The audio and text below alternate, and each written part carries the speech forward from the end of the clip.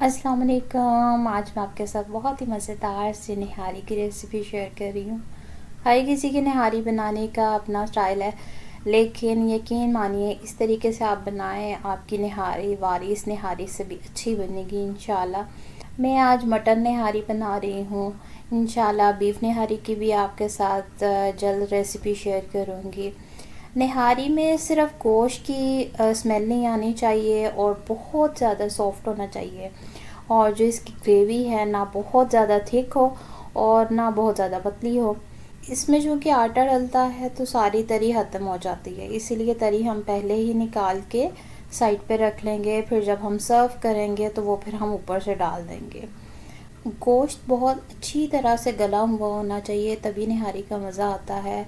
अभी बहुत गर्म है निहारी, इस वजह से मेरे से ये नहीं टूट पा रही बॉडी, लेकिन बहुत ज़्यादा सॉफ्ट थी।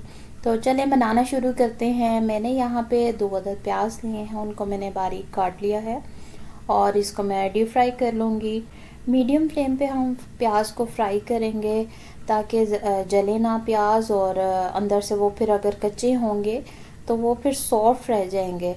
हमें थोड़े क्रिस्पी करने हैं, तो इस वजह से इसको मीडियम फ्लेम पे पकाएं ताकि अंदर और बाहर दोनों से अच्छी तरह से पक जाए प्याज और उनका बहुत अच्छा सा एक जैसा गोल्डन ब्राउन सा कलर आ जाए। तो यहाँ पे प्याज तो मेरे रेडी हो गए हैं, तो मैंने इसको टिश्यू पे निकाल के साइड पे रख दिया है। अब हम निहारी की तैयारी शुरू करते हैं। मैंने यहाँ हाफ कप ऑयल में एक पूरा लहसुन जो है वो शामिल कर दिया है। मैंने इसे साबुत ही शामिल किया है, ये जब गोश्त को हम गलाएंगे तो उसके साथ ही ये बहुत अच्छा सा सॉफ्ट हो जाएगा इंशाल्लाह।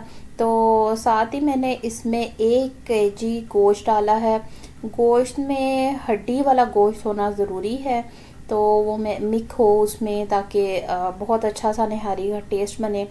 इसको हम थोड़ा सा भून लेंगे, और साथ ही मैंने कुछ मसाला जार डाले हैं जिनमें है 1 टीस्पून नमक, 1 टेबलस्पून लाल मिर्च पाउडर, हाफ टी स्पून हल्दी जाएगी और 1 टीस्पून इसमें अदरक पाउडर जाएगा, बादिया का एक फूल जाएगा, दालचीनी का एक टुकड़ा जाएगा, जायफल और जावित्री के छोटे छोटे से मैंने टुकड़े शामिल किए हैं, और लौंग जाएंगे 2 अदद, छोटी इलायची है 1 अदद और एक बड़ी इलायची है, तेज़पात जाएगा 1, और 2 खाने के चम्मच आप किसी भी ब्रांड का निहारी मसाला जो है वो ले लें, तो उसके मैंने डाल दिए हैं।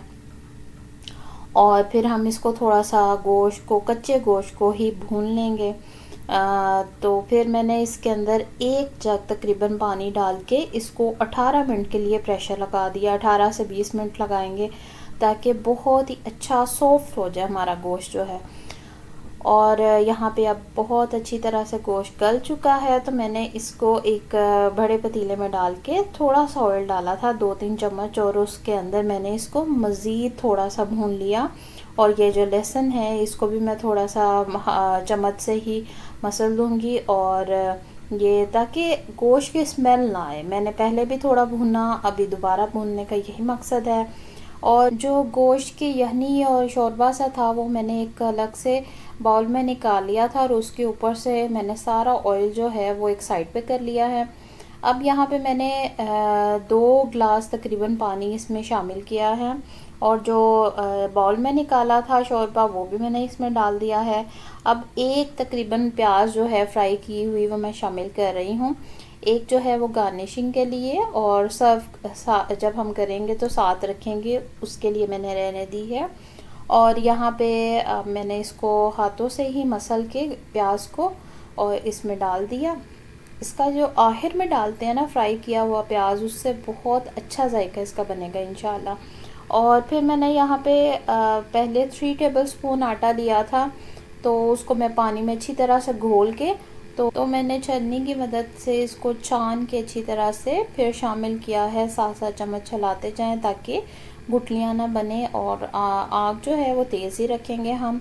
लेकिन यहाँ पे थोड़ी ग्रेवी जो है पतली लग रही थी, तो मज़ीद मैंने इसमें 2 खाने के चम्मच आटा जो है शामिल कर दिया है। पानी में इसी तरह से घोल के और छान के मैंने शामिल किया है।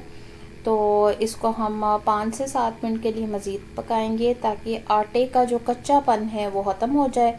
और फिर मैंने यहाँ पे जो इसको एक सर्विंग बाउल में डाल के तो साथ मैंने ऊपर से तरी जो थी, ऑयल जो, वो मैंने डाल दिया।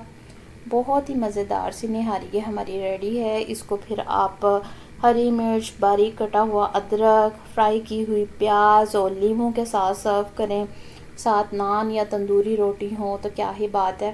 तो इंशाल्लाह आप ज़रूर ट्राई करें ये रेसिपी। मुझे उम्मीद है आपको बहुत पसंद आएगी इंशाल्लाह।